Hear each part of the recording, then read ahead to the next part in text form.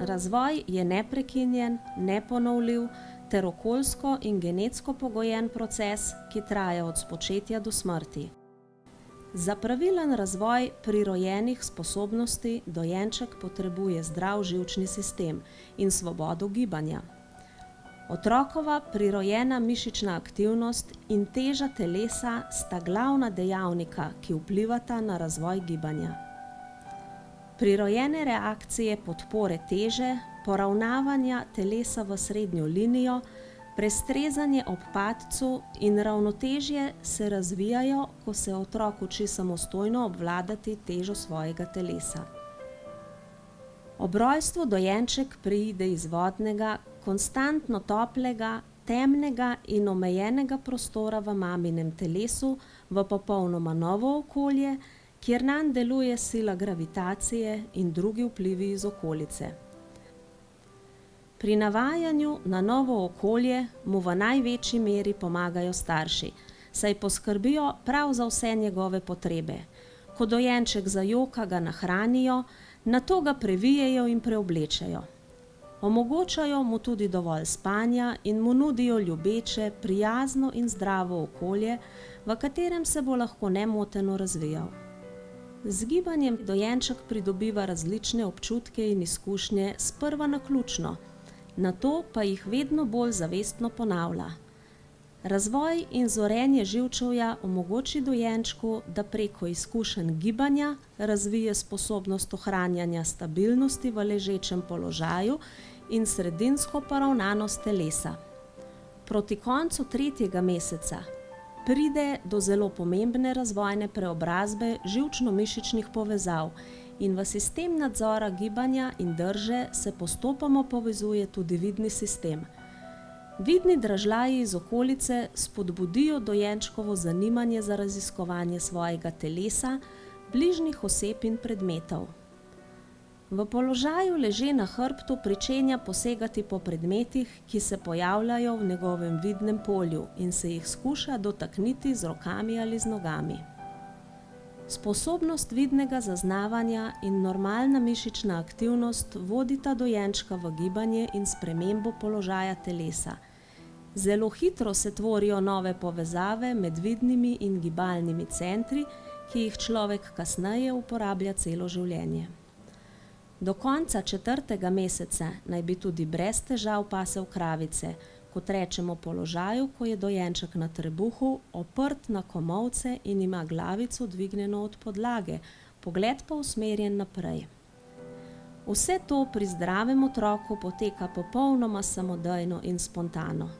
Otrok nikakor ne potrebuje stalnega spodbujanja in besednih navodil, kaj naj naredi. Potrebuje le čas, varno okolje in pozornost staršev, ki opazijo njegovo vztrajnost, samoiniciativnost in ustvarjalnost.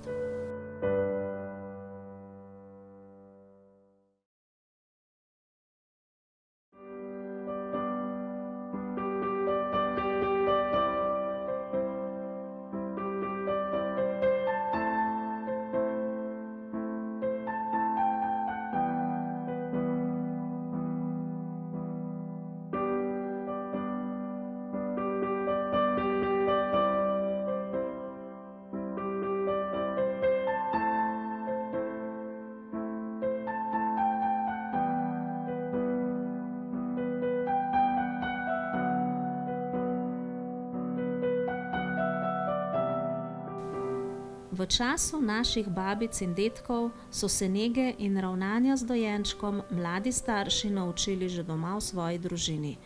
V navadi je bilo, da so otroci sodelovali v vseh družinskih opravilih in pomagali tudi pri skrbi za mlajše družinske člane.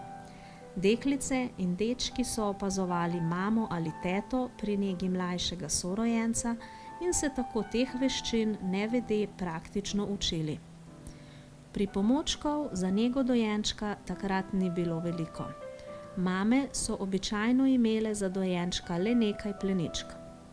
Če pa zaradi revščine tudi teh ni bilo pri hiši, so bili dojenčki običajno poviti v cunje, ki so jih naredili iz starih srajc, kril, rjuh ali prtov. Iz odsluženih oblačil so takrat narezali tudi dolge trakove, s katerimi so majhne dojenčke tesno povijali v štruco. Povijanje v štruce se je po drugi svetovni vojni s ponudbo oblačil za dojenčke in z uvajanjem D-vitamina v prehrano otrok postopoma opuščalo.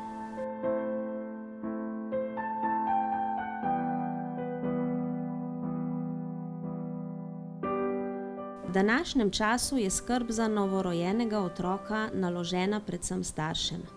Večinoma za dojenčka v najzgodnejšem obdobju skrbijo mame, v zadnjih letih pa se vse pogosteje in enakovredno vključujejo tudi očetje.